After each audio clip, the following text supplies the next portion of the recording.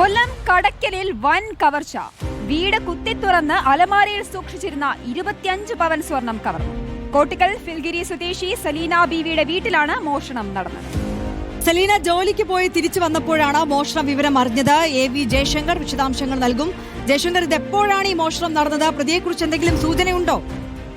അതായത് സലീന ബീവി വൈകിട്ടോടുകൂടി ജോലിക്ക് പോയി തിരിച്ചു വന്നൊരു ഘട്ടത്തിലാണ് വീടിന്റെ അലമാര കുത്തിത്തുറന്ന് ഇത്തരത്തിൽ 25 പവൻ സ്വർണം മോഷ്ടിച്ചതായി തിരിച്ചറിഞ്ഞത്. ഈ ഫിൽഗിരിയിലാണ് ഇവരുടെ വീടുള്ളത്. ഇവർ രാവിലെ ജോലിക്ക് പോയതാണ്. ഇവരും മരുമകളും മാത്രമായിരുന്നു വീട്ടിൽ താമസം ഉണ്ടായത്. അങ്ങനെ വൈകിട്ട് 6 മണിയോടുകൂടിയാണ് വീട്ടിലെത്തിയത്. ആ ഘട്ടത്തിലാണ് അടുക്കള ഭാഗം കുത്തിപ്പൊളിച്ച് വീടിന്റെ അലമാരയിൽ നിന്ന് സ്വർണം മോഷണം പോയതായി ഇവർക്ക് മനസ്സിലായത്. ഏകദേശം 25 പവനോളം സ്വർണം മോഷണം പോയെന്നാണ് പോലീസ് പറയുന്നത്. ഒപ്പം തന്നെ വീട്ടിൽ സൂക്ഷിച്ചിരുന്ന പണവും മറ്റ് സാധനങ്ങളും കള്ളന്മാർ കൊണ്ടുപോയിട്ടുണ്ട്. എന്തായാലും CCTV ഉൾപ്പെടെ പരിശോധിച്ച് കള്ളന്മാരെ പിടിക്കാമെന്നാണ് പോലീസ് പറയുന്നത്. ഇപ്പോൾ പോലീസും ഫോറൻസിക് സംഘവും ഒക്കെ തന്നെ വീട്ടിലെത്തി നിലവിൽ പരിശോധന പൂർത്തിയാക്കി മടങ്ങിയിട്ടുണ്ട്. എന്തായാലും പോലീസ് വിശദമായി കള്ളന് വേണ്ടി അന്വേഷണം നിലവിൽ ആരംഭിച്ചു കഴിഞ്ഞു. എന്തായാലും 25 ലക്ഷം രൂപയുടെ അധികം വില വരുന്ന സ്വർണമാണ് നിലവിൽ നഷ്ടമായിരിക്കുന്നത്. 25 പവൻ എന്നൊക്കെ പറയുമ്പോൾ ലക്ഷങ്ങളാണ് വില വരുന്നത്. എന്തായാലും പോലീസിനെ കുറിച്ച് തീവ്രമായൊരു അന്വേഷണം നിലവിൽ ആരംഭിച്ചിട്ടുണ്ട്.